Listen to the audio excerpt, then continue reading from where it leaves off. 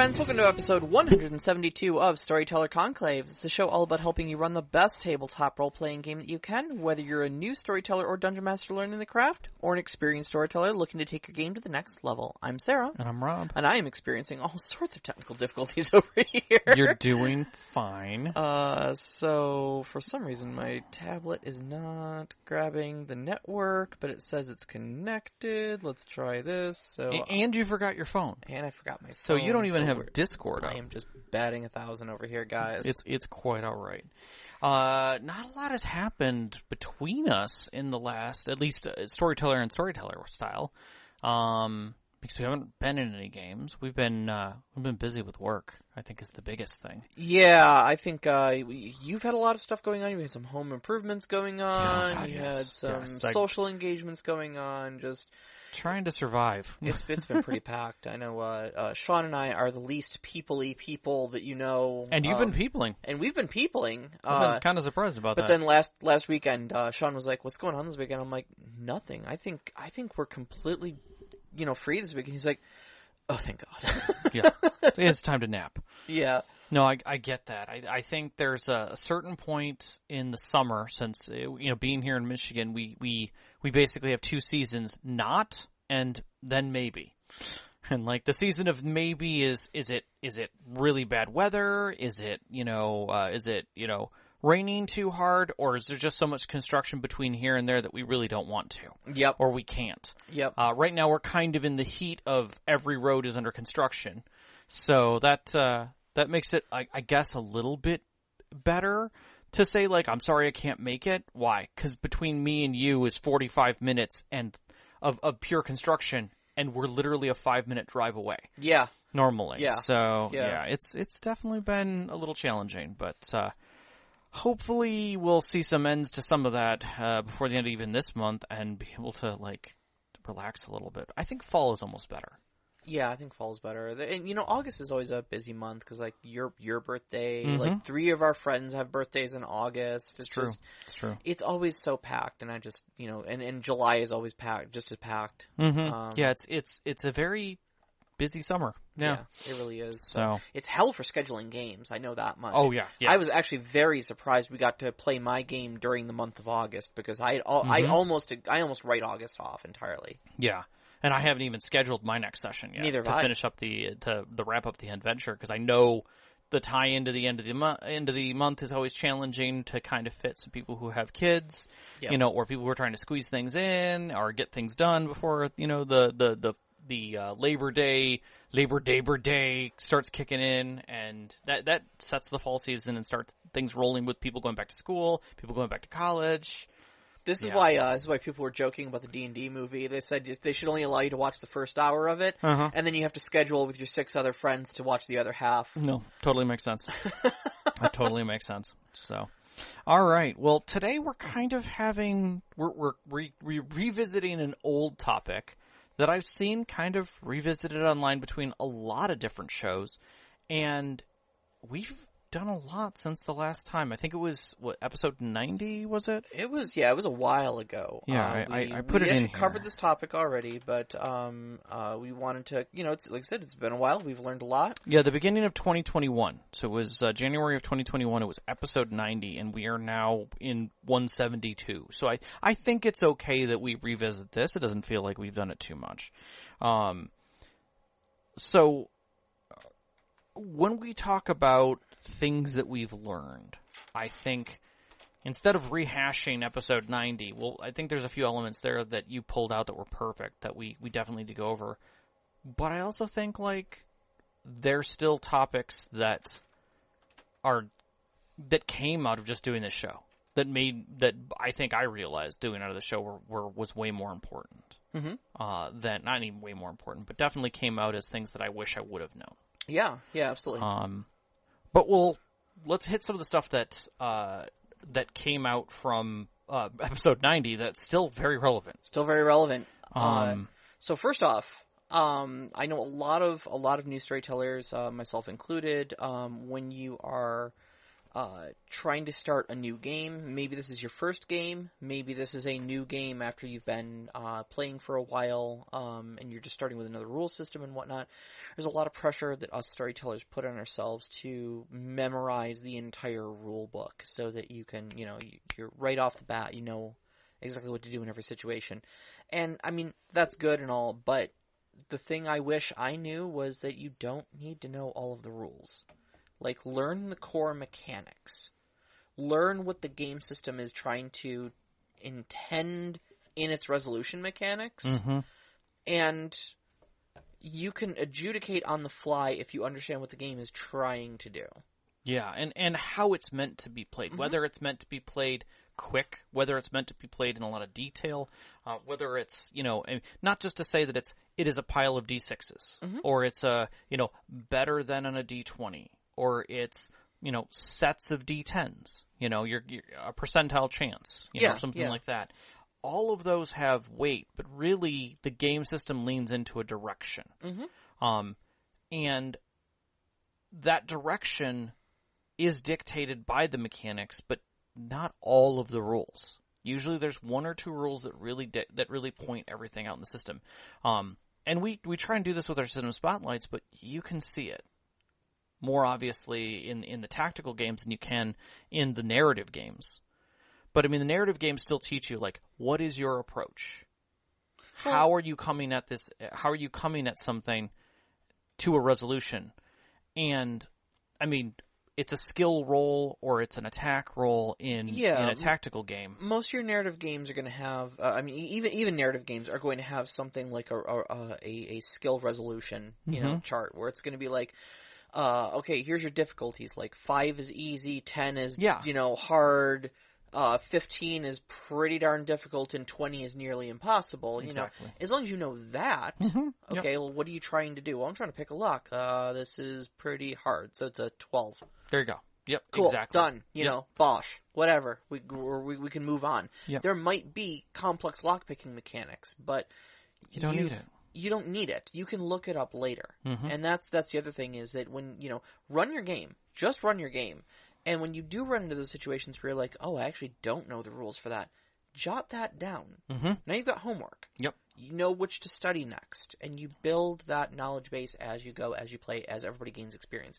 Your players don't know what the hell's going on either. Chances are your players know 10% of what you know about the game. Right. So. And on the flip side of that, if you are a player who knows a lot, help. Just help, but don't be a nag. Yeah. Don't stop the game because of a rule. It's meant to be played. It's not a tabletop game like a board game where the rules mean something because you're each in competition. Oh man, to have a beneficent rules lawyer at your table is just a beautiful thing. And I think I have 2 of them. Yeah, depending on the sessions. I think both Matthew and Sean are like I said, the beneficent rules lawyers. Like, oh, I forgot what the ruling on this. It's on page 147. It says to do this. Cool. Thank you. Yep. Done. Nobody's trying to push their own agenda. They're not, actually, or, there's no critical about it. It's just, oh man, that is beautiful when you have one of those players at your table. Yep. I mean, and I think that lends well to the second one, in a lot of ways, and that is that you don't need to have a bunch of stuff. You don't need to have all the books. Like in the case, I remember back when I was in playing D&D 2nd Edition, and you had to have all of these, like the Ranger's Guide, the Barbarian's Guide, Rogue's Guide. You had to have these guides because everybody wanted to play some specialty thing in it, and because of that, you needed to know about it as a storyteller. I'll tell you what, that's not even a D&D 2nd thing. Like 5th Edition has hit that point. I saw definitely a thread, I think, on Reddit earlier that was like, is it okay to play with just the Player's Handbook, Xanathar's Guide, Volo's Guide, and and Tasha's Cauldron of Everything? Is it okay if I only play with those books? Only those books only with those an S? Only the Player's Hand Guide and 3 of the biggest, expansion books? Yeah, I think that's fine. I think you're fine. I think it's more than enough content. But yeah, I mean, for me, it comes down to like I remember wanting to play with minis, and if I didn't play with minis and a board and a mat and terrain, I wasn't doing D&D justice. Mm-hmm. I wasn't doing the tactical times of those games justice. I wasn't showing my players enough. Yeah, yeah. And that's untrue. You do not need those things. You can do a lot with almost nothing. I almost feel like it's a little duplicitous or at least from my standpoint. Mm-hmm. From my standpoint, I'm not trying to speak for you. Of course. To have you don't need a lot of books, tools, and minis on here as a thing I wish I knew, because I did grow up without any of the minis or any of the books or anything like that. Like, I had the Teenage Mutant Ninja Turtles book and some loose leaf paper. We didn't even have proper, character sheets. Yeah.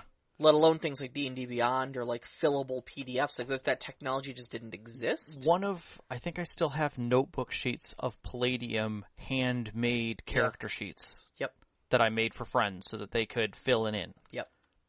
Because there was a lot of data that was needed for Palladium. Do you remember having to go to the library and use the pay photocopier? like 10 cents for a photocopier? It was ridiculous. Yeah. Yeah. It was epically expensive to try and prohibitively expensive to try and get stuff printed off.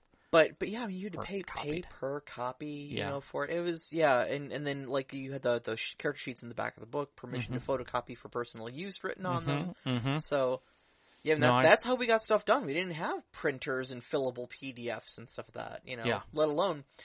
But then, like, even with the minis and stuff, I wanted to do that. That was my hobby at the time, right. And then I got into D&D afterwards. So I've always just had the minis. That's always just been a part of my thing. But I don't know that I necessarily need them. I do Theater of the Mind's Eye just as well. Yeah, I think a lot of times in your game, a lot of your sessions, we don't even pull them out. Yeah. Like, they may sit on the table. I didn't even bring them to the game last session. No, I don't I was think like, so. yeah, we're not getting into combat. Like, and if we do, it's going to be a dramatic task. It's not going to be a... Yeah. It's not a tactical thing. Exactly. So, I would say one of the big things that stretches beyond and really kind of looks at what we've done, especially with the system spotlights, is that I really wish when I had started that I had examined more systems. Yeah. I don't necessarily starting with Palladium taught me a lot about myself. Mm-hmm. It taught me a lot about how I could storytell. It gave me some very vivid mixes between sci-fi and fantasy, so it gave me a breadth to be able to do things and look at the world differently, and look at gaming differently. Like, I wasn't just stuck with Tolkien. I wasn't stuck with romping in dungeons. Yeah. And I think I kind of wish I wasn't stuck. Pardon me. Bless you. I wasn't stuck with D20 in my brain. Mm-hmm.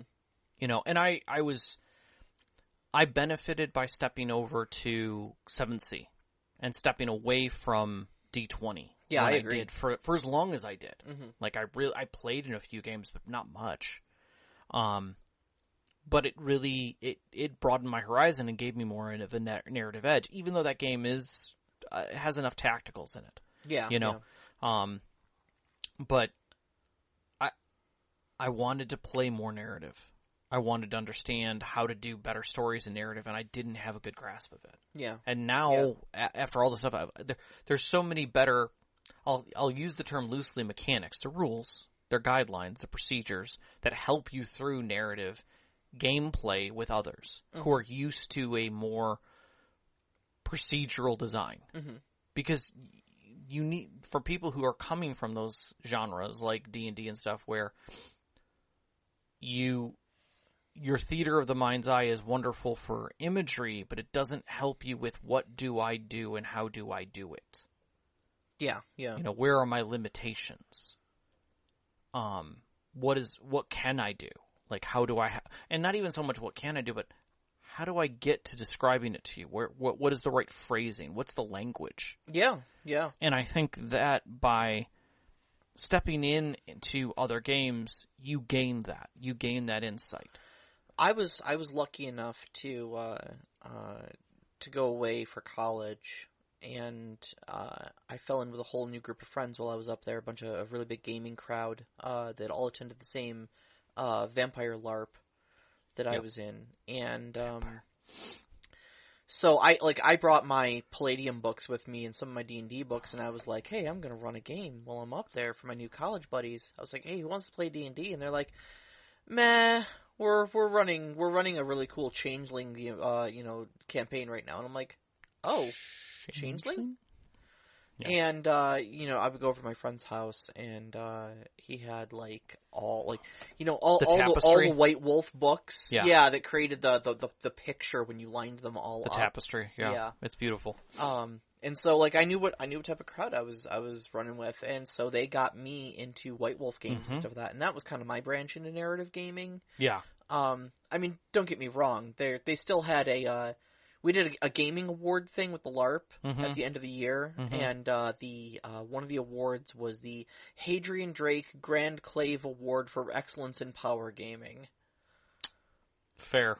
And the entire werewolf genre got it. So no, that makes sense. That makes sense. There's a lot of power gaming in the werewolf genre. There's still some tactical combat heavy, yada yada yada. It's not entirely narrative, but by and large, Vampire the Masquerade a lot more in World of Darkness in general, a lot more narrative heavy. So I was lucky to have branched out into that. Yeah. And that and BattleTech. I mean, my awkward teenage years were all BattleTech. Yeah. So, honestly, I didn't really get into D&D until college, when 3rd edition came out. So. But I do feel that it's daunting. I think the comment that Knox makes in the live chat kind of applies to this very well, and that is allowing all the self-qualifiers we put on ourselves before we allow ourselves to play a game that doesn't care about that. Yeah. And I think that's true for storytelling, is you get to the same thing as I need to be X, I need to know X, and then I can run X. Mm-hmm. I don't think that's true. No. I think that you can step into something fresh and unknown and just fuck around and find out. Yeah. And I would encourage more people to do that. Mm-hmm. I think that there are so many great systems out there. There's now so many resources out there to explore them. Yeah. Well, I mean, honestly, that's the main reason we do our monthly system spotlights. Mm-hmm. Is not only to help us learn something, but to introduce you guys to all of this as well, and just be like, hey, there's this other system out there. If you've been thinking about doing a space game, it's called Stars Without Numbers. Mm-hmm. I didn't hear about it until last week, but here we are, And if I'm finding out about it, you guys are finding out about it, and it expands everyone's horizons. Yeah. And I mean, we've got a system spotlight coming up that was a Kickstarter that just happened, which I did another read of the preview on it, and it's going to surprise you. Yeah. It'll be another surprise for us of something that we've never explored, a look at a way of gaming that is different. Again. I forgot. I didn't look at the schedule. Which one is it? Well, I don't want to say until it comes up, because I want you to get a little exploration. It's going to be a surprise to everybody, including me. I love good surprises. But, I have to get my hands on the actual book still. Fair enough. But I've got enough that we could still do it. But, regardless, basically, I'm not saying that you should run a lot of games, although it's a great idea to do that. I think it's still good to explore them. Mm-hmm. And I think we have the point and quick starters and things that you have access to that you can get access to that I think you should explore. Because there are games that teach you that they are tactical, that it's a smash and fight, and that's what you want to. If that's what you want to do, go play that, go run that, go enjoy that, and lean into it. Yeah, run your dungeon, bring your boys out, and go gang wars on something, but enjoy it. Mm-hmm. But there are plenty of narratives out there where you roll the dice when it's necessary, mm-hmm. or when it's important, where the challenge has meaning, or it's going to affect them. And enjoy those narrative stories. Tell a story, sit around a fire, and enjoy it. Some campfire gaming can be pretty amazing. Yeah, absolutely. I mean, you've experienced it way more than I have. Mm-hmm. And there are short story games. Lady Blackbird is a good example of a short story game, where you start in media res. Ooh. Are you not a tea fish? So, tip for our listeners out there. It is breathe air, drink tea, not the other way around. Okay. Just to be fair, that is the way it should go. I'm sorry, everybody. Yeah. The end-all, be-all of it. Here, let me see if we can get you a little bit of protection here so you don't immediately... Oh, wow. You gonna be alright over there? Oh, I'm fine. Yeah. Okay. I got to work through it. Okay, that's fine. But I think the end all be all of it for me is that there is always a system out there to enjoy with your friends that your friends will enjoy. You just have to figure out what people like, and sometimes that's a terrifying thing to get to. Oh, it is. It is. Yeah. You know, you think it's hard picking the toppings on a pizza when you have 6 people? Try trying to figure out what game system to play in a world right now where we have thousands. Right. And I commented, when we were collaborating on this show, and you put this on the list, I was like, I don't think. I mean, storytellers knowing that there are other game systems out there is certainly a thing. There are people who are just like, oh, I played D&D, and I remember having a conversation actually with Knox in the Box, when, very early on, where he said, like, hey, I want you to run a D&D game for me. I said, okay, cool. I said, you want to role play? He said, yeah. I said, what game do you want to play? Because you don't necessarily have to play D&D. Mm-hmm. And that blew his mind. He was like, there are other games? And I'm like, oh. Oh, Sweet Summer Child. Oh, Knox in the Box. Sweet Summer Child. And yeah, we ended up actually playing Aberrant for a hot minute. Which is great. Which was pretty cool. But, that's part of it, but I think, like, one of the other big things that I see online is storytellers saying that, like, yeah, there are other games out there. In fact, I want to actively play other games, but I can't get my group to agree to play anything other than D&D. The Friday night, what do we get for dinner or where do we go for dinner comment. Yeah. Like, 2 people sitting down after work going, hey, what do you want for dinner? And it's a choice between we could do pizza again. We could eat in. Or we could go out and find a new restaurant. And we could explore the city a little bit and, find a restaurant we've never eaten at before. Maybe something a little pricier if we've got in our budget. Have a flavor experience. Have a food adventure. Learn a new place. Learn a new dish. Something like that. Or we could do the old and familiar. Yeah. Again. And it's like, yeah, but the then I gotta put pants on. Yeah, the food adventure sounds difficult. I gotta put pants on for that. And then you're back to just eating pizza. And what if I don't like it? And you're unsatisfied because, yeah, it's what you know. It's what you're comfortable with. But you haven't gone out and expanded your horizons. And maybe one of you is going to get the toppings that you want or the flavor that you're looking for. Yeah. And now you've got 6 people at a table who all are like, I am hungry for something. Can we get something spicy tonight? Well, I guess we could get spicy wings. We always do spicy wings and pizza. Like, can we try something different? I don't know if I have the strength to go out. Yeah. Well, come on. I'll take you. We'll do it together. And that's why you end up with so many like D&D homebrews because it's like, well, I want something spicy, but we're not adventurous enough to not get pizza. So can we just put jalapenos on the pizza? Yeah. Or let me see what I got in the cabinet. Can we make spicy D&D? Right. Well, D&D doesn't really handle spicy all that well. All right. Well, maybe I can find some house rules for it. Why do I feel like that's its own podcast? Spicy D&D. Spicy D&D. D&D After Dark. That's right. And I'm going to say it. Sarah and I did have a much deeper discussion that led to ridiculous hilarity, but because of the fact that we'd like to stay on Apple Podcasts for now, we're going to use a food analogy because my other analogy was a little what's the word we use? Racy? Blue. Yes, let's use blue. That's great. That's a great way of saying it. So we're not going to go into that. I will say this: if the Patreons ask us enough, we may do a side commentary on that for anybody who's over on that side. All right, let's move on. We're going to move on from there. We're going to leave that one. Just leave it aside. More lore is not better lore. Oh my God, is that so true? This is a hard-learned lesson for a lot of new storytellers. You're young, you're excited, you've written all this world building and stuff like that, and you just want to show it to your players. And you end up doing encyclopedic lore dumps that don't feel like part of the game. They just feel like you ranting at your players for 20-30 minutes. Yeah. About the 1,000 years worth of intricate history between these two kingdoms. Which they could care less about. Not that they don't care about you and your story, it's that it's too much. Right. It's not, their character doesn't have any relevance to what happened 10,000 years ago. Exactly. And that's hard. Yeah. That it's hard to accept as a storyteller because you've put a lot of, in your mind, it's all meaningful because it all connects, it all interweaves. Yeah. In your head, it works. Yeah, absolutely. Absolutely.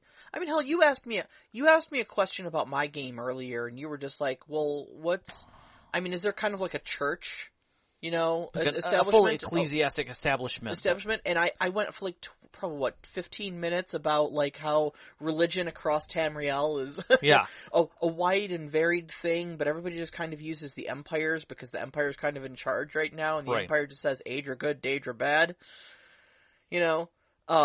But I put so much more detail into it, and I was like, so does that answer your question? And you're like, yeah.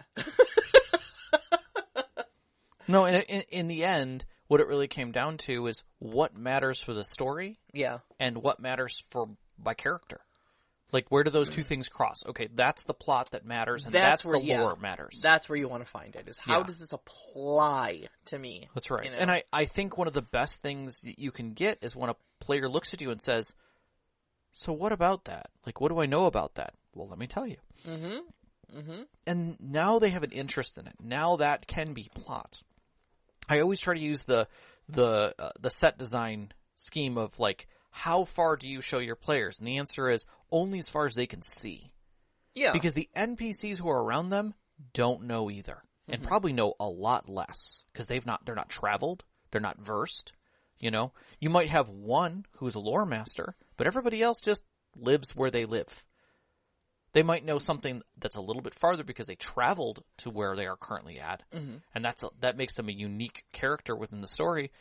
But not everybody is that way. Not every single person that's in this community is a unique flower who has a huge, striking backstory that talks about some unique piece of lore that everyone needs to know about. Dead honest, sometimes the lore isn't even all that interesting. No. Like, from an interactive standpoint. Like, okay, it's interesting that you have 1,000 years of history and stuff like that, but, like, does that change anything day to day? Are people excited about that in your story, in your narrative? Right. No, it's just a bunch of old crap that happened 1,000 years ago to them. Right. But the important part is, it happened. I mean, they'll acknowledge it. There might be, like, some holiday that they do, Right. But I think the important thing to your lore is not dumping it, but instead giving it organically, Yeah. Okay, you get into the town. There are a bunch of streamers and stuff like that, and kind of a festival atmosphere because it's the Harvest Festival today. What do you guys want to do? Mm-hmm. That's it. That's your lore dump. Oh, it's a Harvest Festival? Yeah, it does this happen. It happens every year right around this time. Okay. Great. So it's just run-of-the-mill. Yeah, it's just run-of-the-mill. It's just Harvest Festival. It's like me saying that it's Thanksgiving. Yeah, and what's great about that is in a lot of stories, players have the ability to do minor alterations. Mm-hmm. So, like, maybe during one of the scenes, they're just like, hey, that's right, it's the Harvest Festival. You know what? I'm going to spend a token. Okay, what do you want to alter? At this Harvest Festival, there's a deity that's involved that they sometimes dress up as. Like, like the dragons and dragon festivals and things like that. There's something there, and I'm going to put on one of those costumes so I can navigate through. That's how I'm going to stealth. Mm-hmm. All right, sounds great. You are Janja, which is this large toad that comes through the town slowly, but he's got a big shell that's golden. Cool. And you get the opportunity to organically lore dump now, Yep. Like, and boom, now... What would happen if I did this? Well, let me tell you what's lore appropriate. Right, right. Oh, how did you mess it up? Yeah. Yeah, exactly.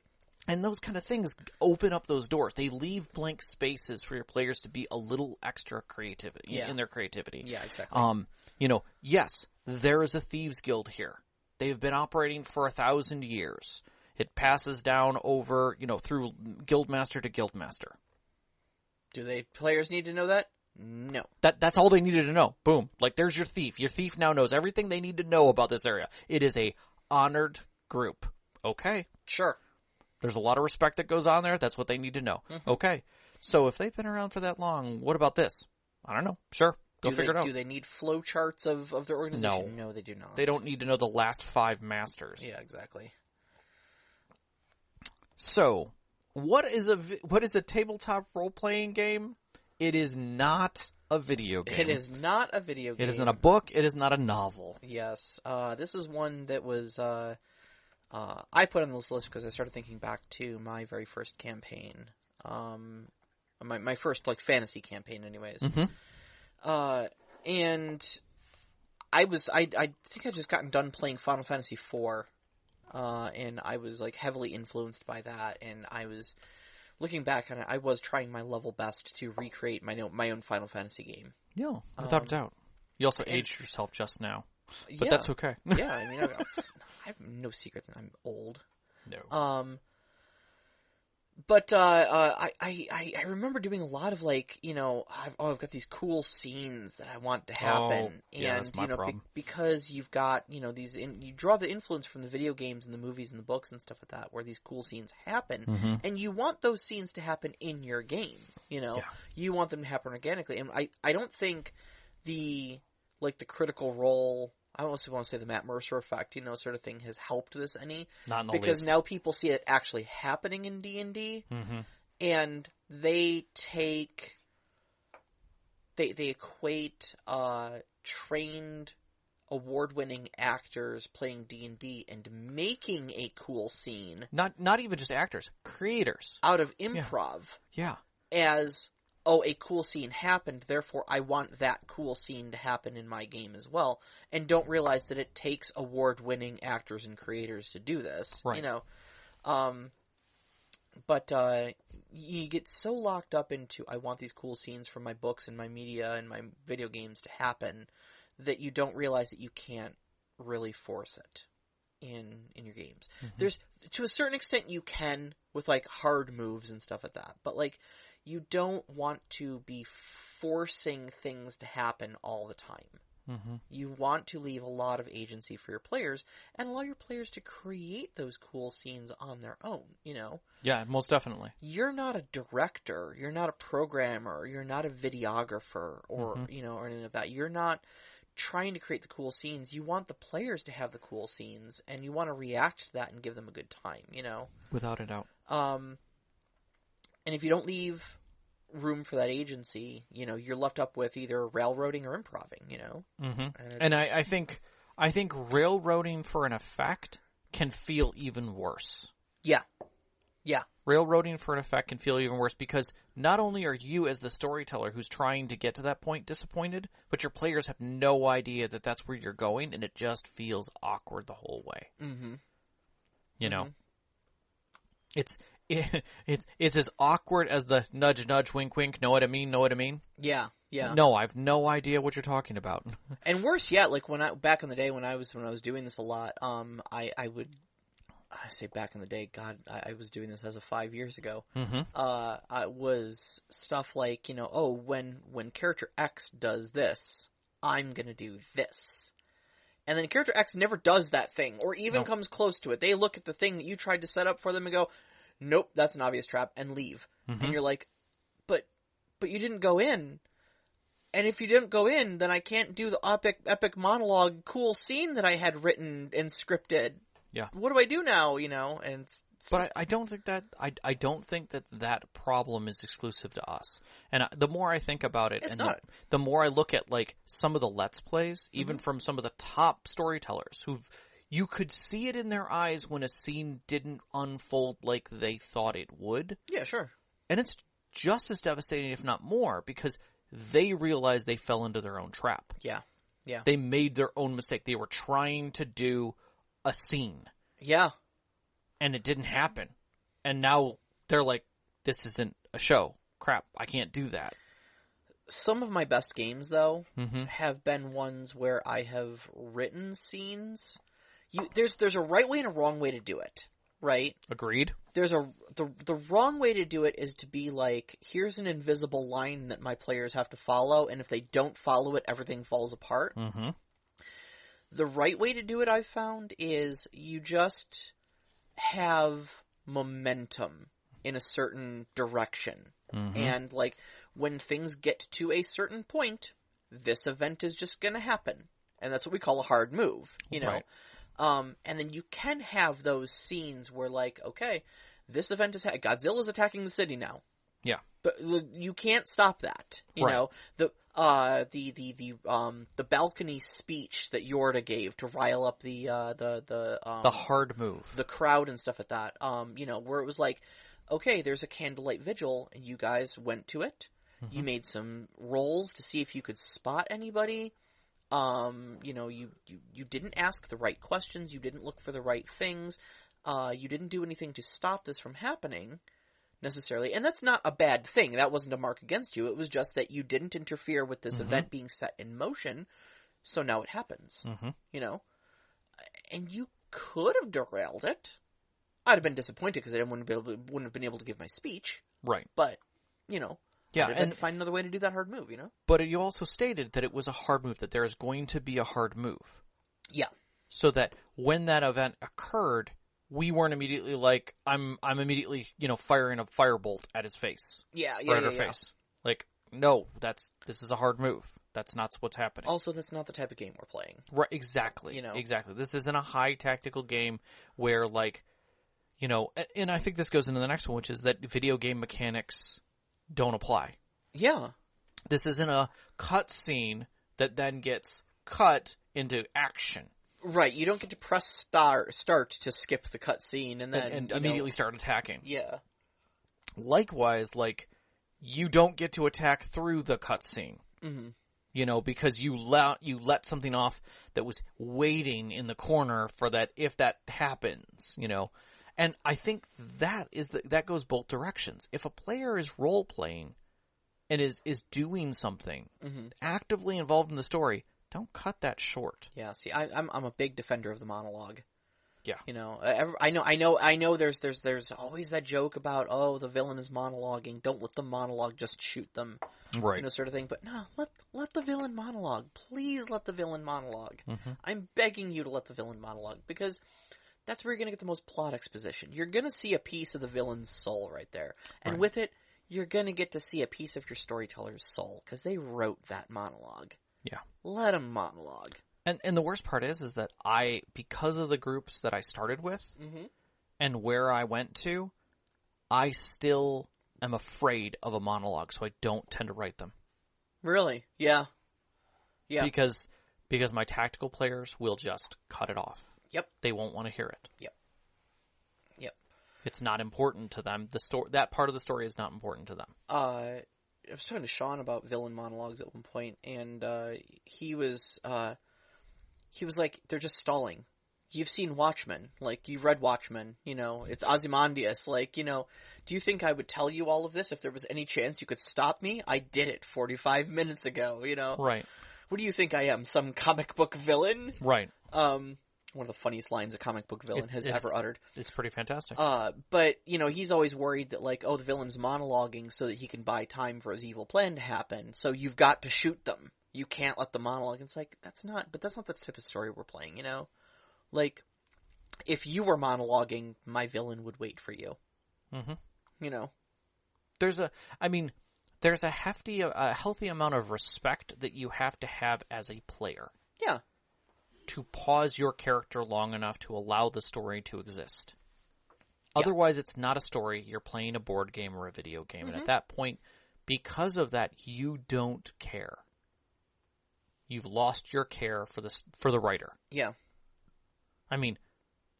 We see it when we watch game reviews. Somebody will plow through a game, and complain about that it was shallow, only to say that they never watched a single cutscene and they don't know anything about the story. They just felt like the gameplay was shallow. Oh, I saw a lot of that with Elden Ring, yeah. Yeah, and it was like, there's literally thousands of hours of lore in that. I don't understand this story at all. Did you read any of the item descriptions? No. Did you talk to any of the NPCs? No. I don't think there's any tea left, buddy. I'm sorry. It's okay. I got a whole thing of water waiting for me. But that's the thing is that if you don't do that, you are showing that you don't care about the writing. You don't care about the audio. If you never stop to smell the roses, you don't get to complain about the roses not smelling good. Exactly. Or looking good, or even being part of the game. Mm-hmm. Yeah. Likewise, though, with tabletop, with video game mechanics not translating to RPGs, this was another hard learned lesson for me. It's very tempting to look at a video game and say, oh, I want to tell that type of story. I'm going to try to adopt that video game mechanic or something like that. I recently saw a discussion online that was about playing a zombie survival horror. and it was like, oh, I want to have like health meter and like stress meter and like thirst and et cetera, and it's like, well, first off, what do you mean by meters? And second off, like, that sounds like a lot of micromanaging, Because wasn't it like, why can't, if things look great on paper, are exciting on paper, but they don't work out in practice with the players. It's like, that sounds horrific on paper. Yeah, the thread was what are ideas for campaigns you've had that looked good on paper but sucked in practice. And then that was their example. And and he was like, yeah, I'll go first. I wanted to do this survival horror thing, and someone was like, hey OP, I don't mean to be a jerk or anything like that, but this sounds horrible on paper too. Like, what part of you thought this was fun, Yeah, and maybe they were a board game person to start with. And I think the important thing to remember is, like, if you're one of those people, and like me, absolutely, I am raising my hand right now because I am part of this crowd. I wrote this one down for a reason because it is something I wish I knew. I wish somebody had sat me down and told me this, even a handful of years ago, is that if you like get done playing a video game and you're like, I want to replicate this experience in my tabletop game. Okay. You need to realize a couple things. First off, a lot of tedious bookkeeping does not a better game make. 100% agree. You can add a lot of detail and be like, oh, it's so detailed, but you have to remember that it works in a video game because a video game is crunching all those numbers. I am bad at math. Okay. The moment you start asking me to add double-digit numbers together on any sort of frequent basis, I'm like, I'm out. Yeah. I love Savage Worlds because +2 is a gigantic modifier. Yeah. It is huge modifier. -1 is crippling. Yeah. And I guess, God, I just don't like math, Well, it's not that you don't like math, it's that it creates a cumbersome point. It's my brain does not chew on numbers well. Right. I have amazing spatial relations. I can close my eyes and envision things in picturesque 3D full, color quality and stuff like that just in my mind's eye. You ask me to add two-digit numbers together and I will struggle. Yeah. But that's not to say that there aren't people out there who live for spreadsheets. There's a whole community that loves EVE Online. Absolutely. The spreadsheet of sci-fi games. But just keep in mind that that's not everybody, and that video game mechanics work because computers do all that calculation for you. And if you have to do it by yourself, manually, on a piece of paper, it is tedious. Yes. It's okay to draw inspiration from things, but understand what you're trying to represent and try to do that within your rules, rather than creating a bunch of new tedium and stuff like that. Agreed. Now, I'm going to step away from this just a little bit, but not completely. Okay. And that is that one of the best things that I could have taught myself was that player engagement, character engagement, is more important than your story. Yeah. Now, I'm not going to put quotes or a star on that at all. I kind of started to do that on the show sheet, but the more I think about it, the more I can honestly say that it's true. And that is because there are multiple people at that table who are all engaging. And they're not going to engage with your story unless there is something there for them. Something for them to latch onto. They're not a pawn that you're moving as the storyteller. Nor are you a hull for them to walk through. Yeah. Yeah. You are both creating the tapestry together, and the only way to do that is to have everybody there and present. So, if there is something that you're presenting to your players, and I say players, it has to be with that it feels like your story, and then they attach to it. And then go with what they attach with. If your story is about a story of struggle, right, and your vision in your mind is that I'm going to put my players in this war-torn area, and the war is going on around them. They're not going to be able to influence that. It's about how they survive. Whether they survive harshly, or whether they survive as a group, or whether they, there's a psychological struggle there, but it's their survival of getting from point A to point B. Like, that's the story I'm telling. That's it. Real simple, straightforward. You know, if your players then latch on to a part of the battle and they're interested in defending something, a town, whatever, by themselves because you said that they were going to get pushed out of an area because the invading force was coming in, they're like, no, we're going to pick up arms and defend this with these people. Mm-hmm. Lean the hell into that. Yeah. Let them tell that story. Change your mind. It's no longer that survival story. Yeah. It is now, this is what they want. To your characters. Your characters have just told you what they want out of your story. Exactly. And I saw so many vampire LARPs that were a vision. Yeah. Yeah. Like almost every vampire LARP that I went to was a vision of a movie. Mm-hmm. And it was like, you knew what this was going to be like from beginning to end. Why? What agency is left in this? I've been at tables before, not even vampire LARP, but just straight up storytellers who just, like, you could tell they were trying to tell a story that didn't involve the characters. It was almost like we were spectators to the NPCs who were actually having the story. Yes. And it's like, what you want to do is write a book. Yeah. And I respect that. It's good to have a story to tell. You're probably a wonderful author. Mm-hmm. Go write a book. But I don't have a horse in this race. Yeah. Because all the things are happening to that NPC you wrote. Yeah. And they're having a hell of an adventure. Yeah. One of the neatest things that I did read that I thought was a neat way of doing it was somebody wanted to do a Harry Potter story. Mm-hmm. They're like, we're going to do it at Hogwarts. It's happening effectively during this book. You all know the events that are going on in that book. Those events are unchanged. Where do you guys want to be? Where do you want to start the story? Mm-hmm. And it's like, let's start at the beginning of the year. Okie dokie. Mm-hmm. Like, you as players know the events. There is no question what the actual plot line going on in the background is. What is the story you want to tell? And then just leaned into it. I find that incredibly difficult to do from a player standpoint, just simply because if you tell me that the events of the world are unchangeable and inexorable, what am I doing there? Right. And I agree. I completely agree. What agency do I have in your story? Right. You know? So, but I mean, hey, if you can pull it off as a storyteller and you've got the right group for it, by all means. I'm not trying to poo-poo that type of story. I'm just saying that's the issue I have with it. Right. You know? But I think one of the best parts about it was, like, it made me think of the people who do time periods. Mm-hmm. Like, we are doing this during the, 1800s. During this part of France, during this particular conflict. Yeah, those are larger scale than Hogwarts. No, though, I agree. I agree. But again, that gives your players the setting, gives your players everything that's going on, and they're comfortable with it. And we are focused down to what do we want? Mm-hmm. I am comfortable because all I cared about was the world. Yeah, yeah. Show me where you want to make an impact. Right. What kind of character do you want to have?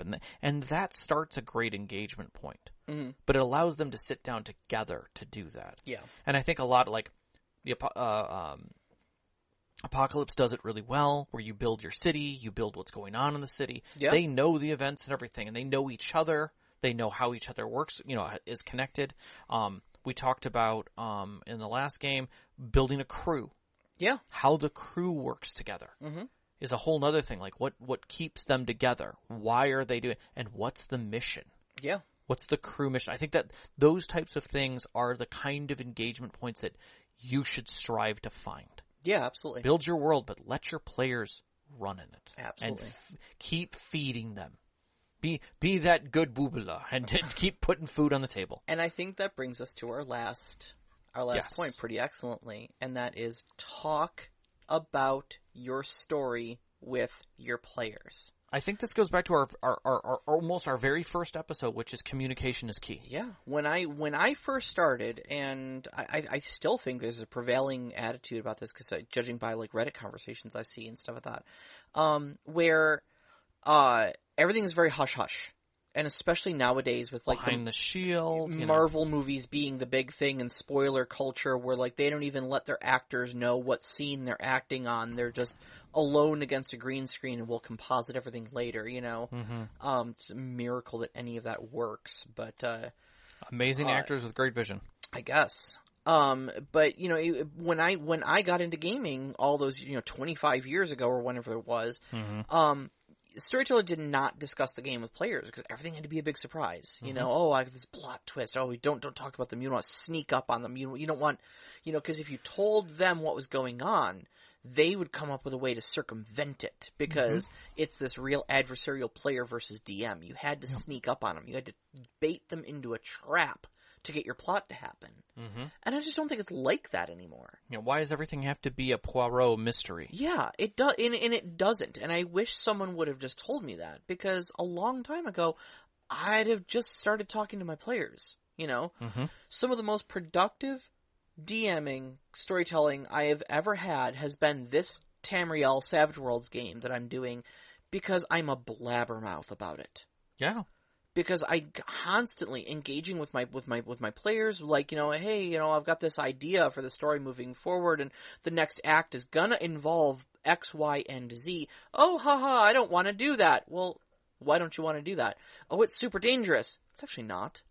There's far worse places you could be going. Where you're going is mysterious and alien, but it's not dangerous. Yeah. I mean, in the traditional sense, It's dangerous because it's alien and unknown. It's danger-esque. But not dangerous because things will eat your face there, around every corner. Oh, okay, I'm a little more chill about it. Cool. Also, I'm not sending you there to die. Yeah, also, I'm not sending you there to die. We're having an adventure. Right. Also, we're playing with the Heroes Never Die special rule. What are you afraid of? Right. Literally, what's the worst that can happen to your character? Yeah. Nothing. Oh. Okay, yeah, now I'm more chill about it. Cool. Do you want to go on an adventure? Yeah. Awesome. What do you feel about this? What are your character's emotions on this, on this thing? And the reason I have these conversations with my players is because I want to find out what they want out of my story. Like you said, player engagement is the biggest important thing. Yeah. The best way to find out how to engage your players is ask them, what do you want out of my story? And they may not be able to explicitly tell you, I want X, Y, and Z. I'm looking to tell this particular type of story. Lots of players aren't going to be able to articulate that. You need to read between the lines. Okay, if a character tells you, like, a great example was when we did our rebuild session 0 in July. Yes, So yes. The start of second act 2. Yeah. Yeah. So we had done some new Savage World stuff. We just switched game systems. I was new to it. They were new to it. Everything like that. So we finished that little side story about the vampires in the sewers, and then I said, okay, this is a break point in the campaign. Everybody gets to remake their characters. Change whatever you want, no questions asked, as long as it fits within the points that, you're changing, reduce a skill by 1 to add another one to another skill or, whatever. Like that. And that it leans into your character. Because time has changed. Time has moved. And we had this great discussion about what all of our characters' motivations were. And there was a moment after everybody was talking about what they were like, well, I kind of come from this history, but I'm looking to accomplish this. Oh, well, I come from this history and I'm looking to accomplish this. And I'm like, wow. All of you guys have control issues. Yeah, power dynamic issues. All feel like you have been out of control of things, and you are all seeking power so you can seize control of things. Yep. And never be on the anything but the lead dog ever again. Yeah. And I wouldn't have realized that about my characters. That's an important character point. That's an important character motivation. Well, it's important especially for players who don't get the time to examine their characters. Like, how often do you really get to sit down and examine the person you're playing? Yeah, just have an out-of-character discussion about them. Yeah. You've realized a lot of things about your own character's motivations. 100%. We had a great discussion about that just earlier today, Yeah, I'd taken the time to start examining myself as I'd seen other characters in our group really examine themselves, and I said, okay, my character's one of the older characters, like physical age-wise. What history does he have that brought him to this point? Like, I know where his mind is now. Yeah. How did he get here? Yeah. Like, how did I get myself to this point? What's that journey look like, and what is his trajectory moving forward? Okay, now that I've got this, what's the next thing you do? Tell your storyteller. Because your storyteller wants to tell you a good story. Right. Wants to include you. They want to include you. They want to engage you. And at the end of the day, I want my story to get out there, but I want you guys to have a great adventure along the way. I'm not looking to kill you or trip you or trick you or anything like that. I want you to have fun. Yep. And if you sit there and tell me for 15, 20, 30 minutes about my character's got X, Y, and Z motivations and what I'm trying to do with them is this, I may not hand it to you on a silver platter. Yep. I'm going to make you fight for it. But I know what goal you're going for, so I know to include it in the game so you can fight for it. Yeah, someone will show up. And something will show up. Exactly, and it will be satisfying when you get it, because you told me you wanted it. And it can still be a surprise. It can still be something, I mean, we say it. At Christmas time, you get presents as a child. Your parents needed to know what the hell you wanted. What Someone do you want had for to know. Christmas? Yeah. Right? But is it still any less wonderful when you receive it? No. It's awesome. No, it's awesome. It's awesome. And I think that in that sense, you as a story can be a Santa, a Kringle, and bring gifts to your players. Exactly. By finding out what the heck they want. I just, keep it PC. They don't have to sit on your lap. All right, we have great Discord questions. We have great questions, yes. And I think we should dive into those. We absolutely should. All right, so do you want to start with Nevim, or do you want to start with our new listener, Paradiddle? I love that name, by the way. Well, Paradiddle. So let's leave Paradiddle to the end because I have a reason for that. Okay. But let's go with Nevim. All right. Shoot away. Nevim asks a barrage of questions as usual. As a new GM, what are my main purposes for my first few game sessions? So, if I go back to our heart of our discussion here, which is what I should have known, I would say the main purpose for your first few game sessions should be discovering your players and engaging them. Start that investment early. Find out what they're interested. Give them bits and pieces. Start out something simple. Just give them a small view of your world. Yeah. Something easy. We always talk about the milk run. But after the milk run, just start letting them, giving them little exploration paths in the world, and then find out what they latch onto. You don't have to unveil your giant super plot. You shouldn't even have a giant super plot at that point. It should be just something that's sitting there in the open. I agree. I think your purpose is twofold, like you said, engaging your players. First off, I think your players getting to know each other. Or I should say your characters getting to know each other, because your players may already know each other. Well, maybe they don't. Maybe it's also the players. But one way or another, the characters need to get to know each other. Even if you've written backstories that say we've been adventuring together for years, you haven't actually been adventuring together for years. This is your first session. So you need to build that camaraderie and find out how other players are going to play their characters so you can lean into it and build that chemistry between the adventuring party. The second thing, like Rob was saying, is give them a sampler platter of... I think a sampler platter, that's actually a very good analogy, of your world's lore. Okay? Give them a few chicken wings. Give them a few mozzarella sticks. A few slices of quesadilla. Just a little sprinkling here and there of just a few little bite-sized things so that they can see, okay, well, what's going on with these ancient dragons? Oh, you would like to chase after ancient dragons. Cool. Now click here if you'd like to know more about ancient dragons. Yeah, basically. And you can, see what they pick up. If they devour the mozzarella sticks but don't touch the chicken wings, guess what you're serving, Yep. Make sure you have lots of French. Exactly. So, I think your first couple game sessions should be just giving them those little bits of lore, getting them to know the world without immediately hitting them with the world is ending, now you guys need to save it. Yep. Yep. I mean, unless your story is short, at which point, I am telling a tale. I've told my players, this is the tale. It is about an empire that is oppressive and horrific, and you are here to help a rebel princess escape. She needs to leave the country. Okay, that's the story. That's it. Okay, cool. Star Wars. Let's do it. We're gonna do a section of Star Wars. Yep, fantastic. Yep. All right, how does this unfold? And then at that point, your first few episodes are still, how do they want to play the game? Are they sneaking everywhere? Are they being overt and brash? and heroic. Are they trying to seduce everything? Yeah, I mean, there are all kinds of ways that people can get involved in a game.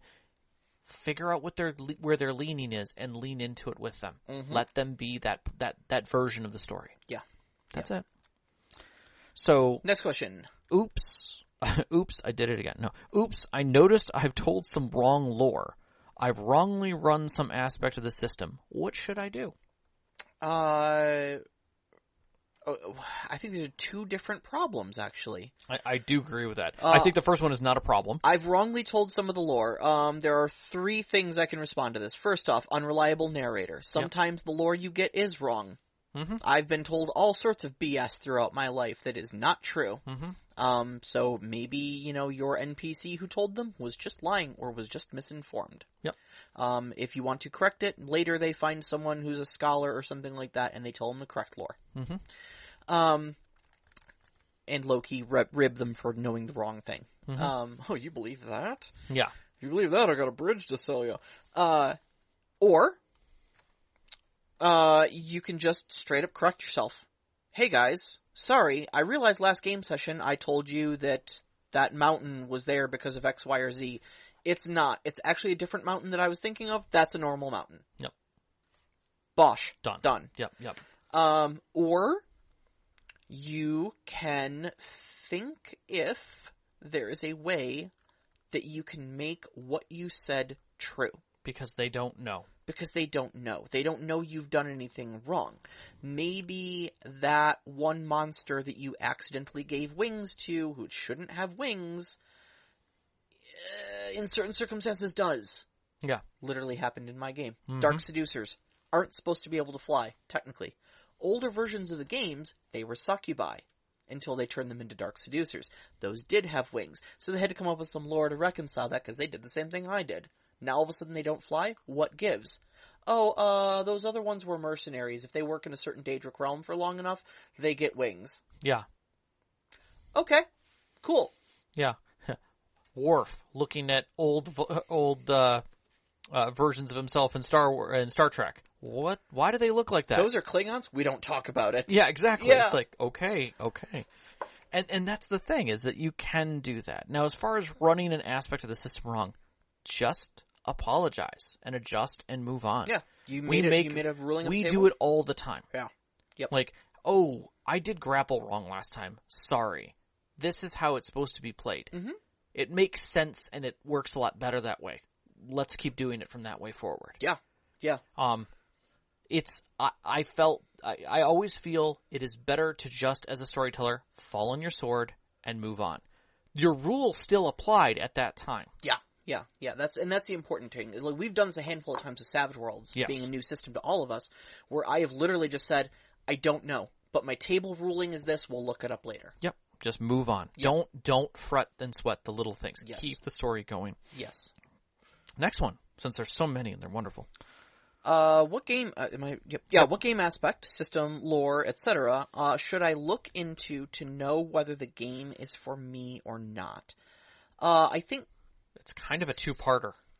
I think system probably more than lore, because lore you can change to adjust what you need. I agree. I think the core mechanics are important, but I think regardless, what is the system trying to tell you? Is it a heroic system? Yeah. Is it a tragic system? Is it a stressful system? What is the system trying to do? What type of story is the system trying to facilitate you telling? Exactly. And so it's not something that a lot of systems are going to be terribly explicit about. So you do kind of have to do some reading between the lines, you know? Mm-hmm. If you find a lot of rules, like, we looked at the SCP, thing for a system spotlight, right after it came out, and it was like, there were rules for, like, readying your weapon, whether you're firing from the hip, whether you've got your weapon raised, or whether you've got your weapon braced. Mm-hmm. How many shots do you take? Because with each shot you incur recoil. It's like, look, this game is not going to tell you that it is trying to be an accurate combat sim, but it is. Mm-hmm. Okay? Agreed. And because of that, it is going to be deadly, it is going to be dangerous, and it's going to feel monotonous. Yes. You know, 7th Sea, To reload a gun takes a long time, but those guns are very dangerous. Don't I know it? So it's trying to tell you that this is a dangerous game when it comes to that, but everything else is exceptionally heroic. Guns are finalities. It is the one MacGuffin kind of in the game that when it comes out, people should be concerned. Yep. Now, they're not terribly accurate at range and things like that, but in the Maybe right yours hands... are. Get well soon. Right. But in the right hands, as you proved, they are straight up deadly. Yep. So when people die, it's concerning. Yeah. So. Yeah. Yeah.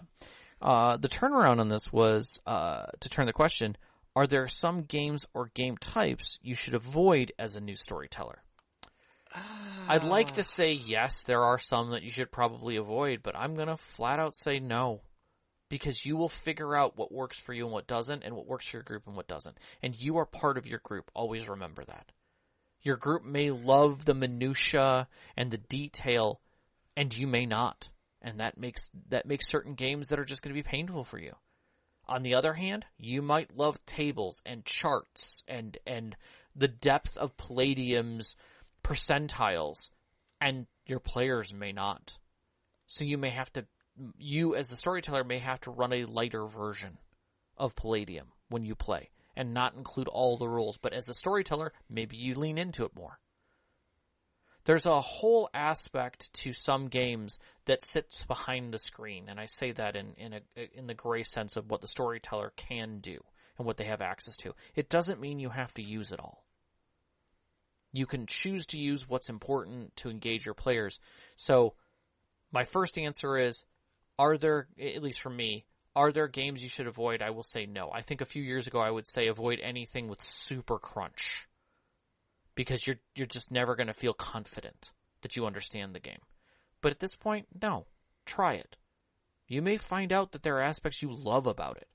Then go try a different thing by the same group. Maybe after 10 years of game design, they created something new that was really kind of cool.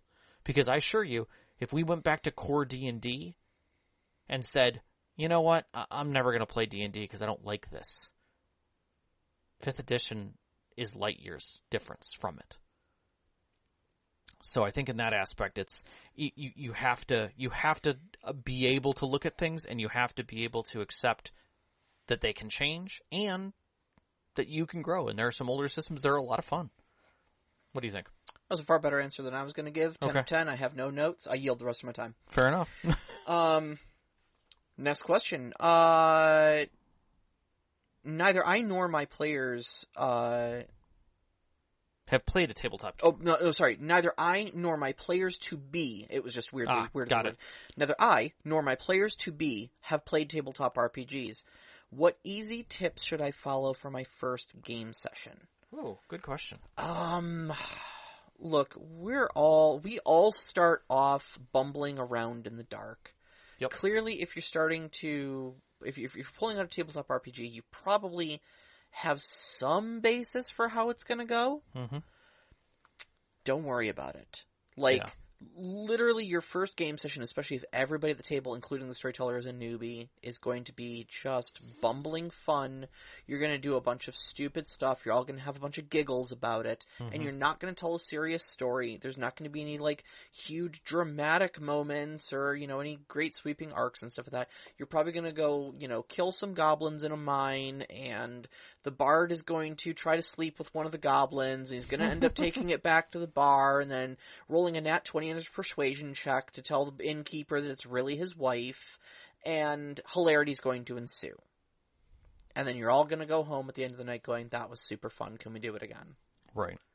I think the other aspect of it for me is, a good tip is, if you're unsure about something, try it. Pull out some dice, talk about a scene that would include a mechanic or something, and just play around with it in front of the table. Don't tell a story. Just try it. Yeah. See how it works. Let everybody talk about it openly.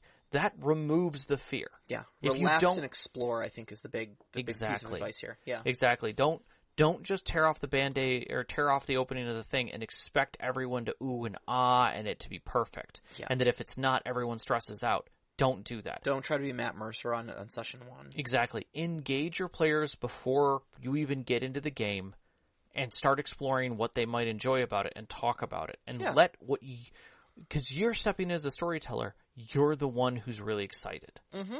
More excited probably than anyone else.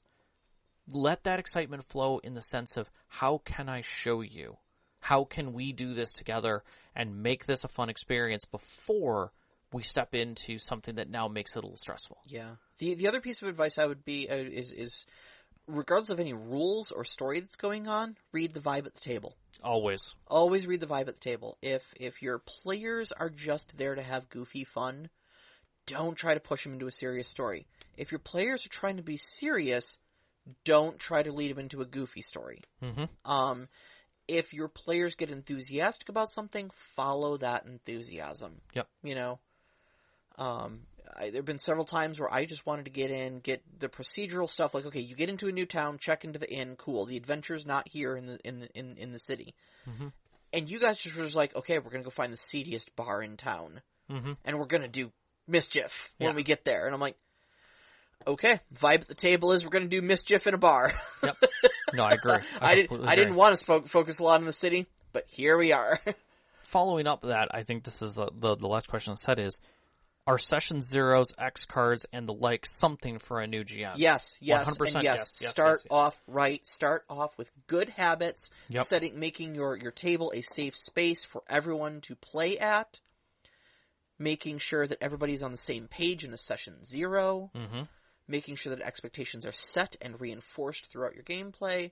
Yes, absolutely, 100%. Every new storyteller should be trying to do a session 0, should include some form of an X card mechanic that players can speak up if they are uncomfortable. This is just good interpersonal skills. Yeah, and it shows that you care for your players and that they care for each other. Yes. That there's trust at the table. Yes. Yep, 100%. Paradiddle. So throw these questions out there, because I have my answers for both of them at the same time. I think one of them gets answered. All right. Paradiddle. One of our new listeners asks, how do you start and end a story arc? That's very funny.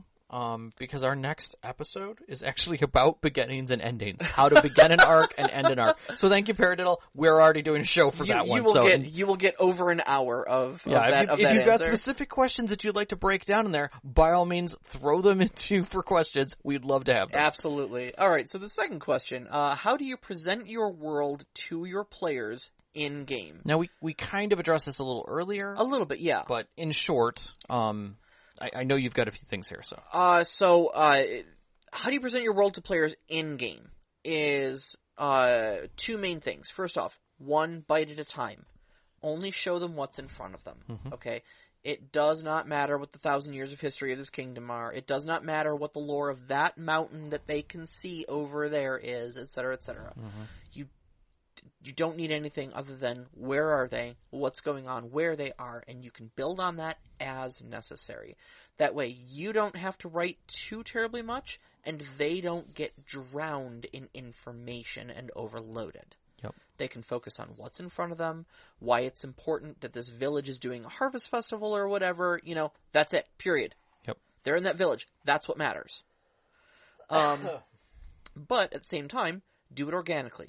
Yeah. Don't lore dump. Don't read them a wiki page and mm-hmm. expect them to absorb all of that. Or hand them a wiki page. Or give them a PowerPoint presentation. Like, nobody absorbs that stuff. Okay, anybody who works a corporate job knows that stuff goes in one ear and out the other. Mm-hmm. What you want to do is do it organically. Okay? That lore is part of your world. It is a living, breathing thing that is part of the culture, part of the scenery, mm-hmm.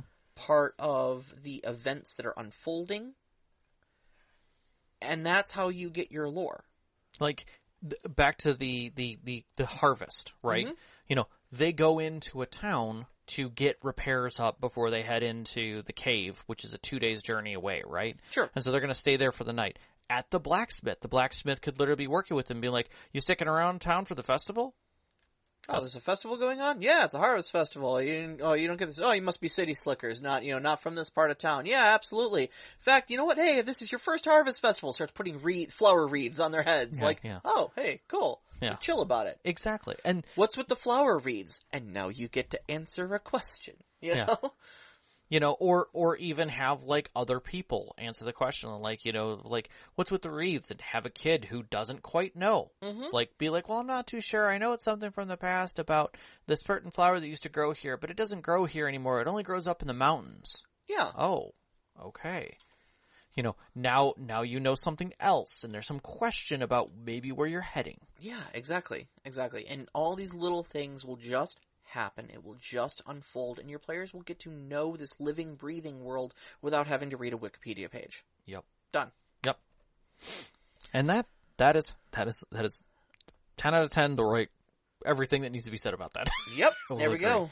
So, yeah. So as Paradiddle's requested, we're just happening to do that next week. It's clearly Paradiddle's fault. Well, believe it or not, I know you're joking about I'm joking. I actually planned for a while. But no, you know who actually chucked that into our to-do list is Knox in the Box. Really? Yeah, that was at our top Patreon tier. Dropped submissions into our contributor channel, and we will do a show on them if we can feasibly work them. So, thank you for Knox in the Box for the suggestion. We will be taking care of that post haste. Anyway, you can find us on Twitter at @ST_Conclave, on Instagram at @ST_Conclave. Listen to us live every Wednesday night, 7 p.m. Eastern Time on mixlr.com/storyteller-conclave, and join us up on our Discord. Shoot us some of these great questions, just like Paradiddle and Nevim did. You can find that link on our Twitter as well as our website, storytellerconclave.com. We'd like to thank our Patreon members every month who assist us, especially our name members, Knox in the Box, Subjet, Sam, the Arcane Asylum, Sparkle Motion Veteran, Hulavu, and Sean. We really appreciate all your support. Our pre-show music is by Arcane Anthems. You can find that at patreon.com/arcaneanthems. Our intro music is Beyond the Warriors by Geefrog. You can find that at geefrog.bandcamp.com or on Google Music. And our outro music, which is Only Our Footprints in the Sand by Midair Machine, you can find that at freemusicarchive.org. Big shout out as always to our families, Vicky and Sean. Thank you so much for loving and supporting us. Thank you. All of our friends who've sat with us at our tables over the years to give these great stories to share with you and all this experience. And you, every single one of our listeners, we love you so much. Love you guys. Good night. Good night.